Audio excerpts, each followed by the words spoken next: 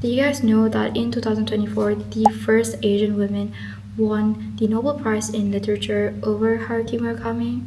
And today we're gonna dive in her pièce de résistance, The Vegetarian. So actually this is my first read of the year and I managed to finish it in one day. Kang's The Vegetarian is a profound exploration of the human psyche and how societal expectations and pressures can shape your behavior and identity as an individual. This novel is basically about a woman seen as run-of-the-mill, ordinary, and in fact the book goes through 3 different perspectives of other individuals in her life and how she slowly changes and shifts from this ordinary woman, wife and daughter into someone that is basically unrecognizable.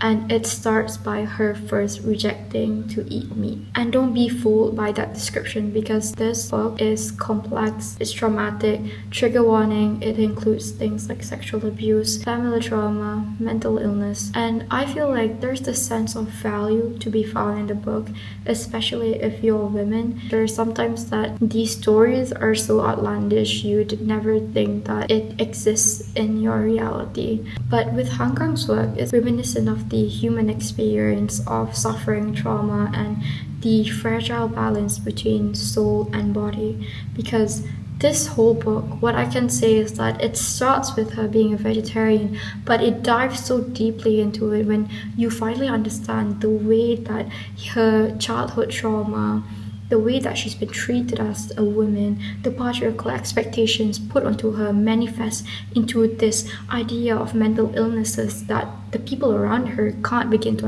understand or fathom. And I can't help myself, but from a feminist standpoint, the vegetarian can actually be seen as sort of piece of resistance towards what people or the community expects of you as a woman. And although the whole book itself in the end is quite tragic for the main character, but in her own way, it can be seen as her finally taking a step forward to be what she wants to be. And if you read the book, you're going to understand what I'm talking about. In a way where she is finally seen as not sexual, not just a woman, not just defined by the value that she serves to the community. Finally, something inanimate, and that begins with her being a vegetarian because she feels so disgusted by this sort of things that she's been forced to do to serve that role as a woman in the society or the people.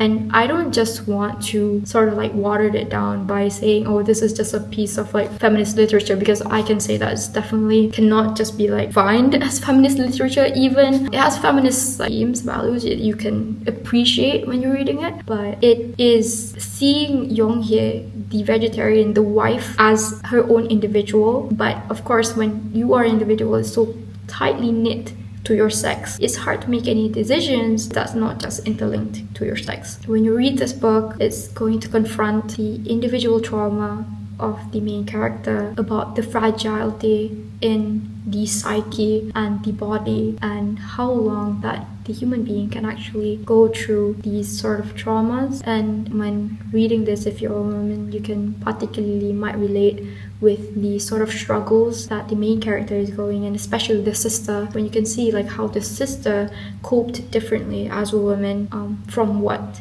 Yonghye has experienced.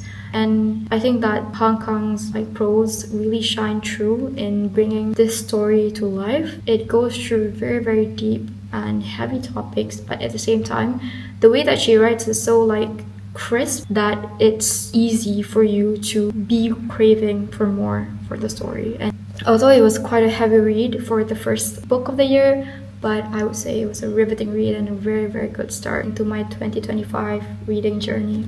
So get it if you want.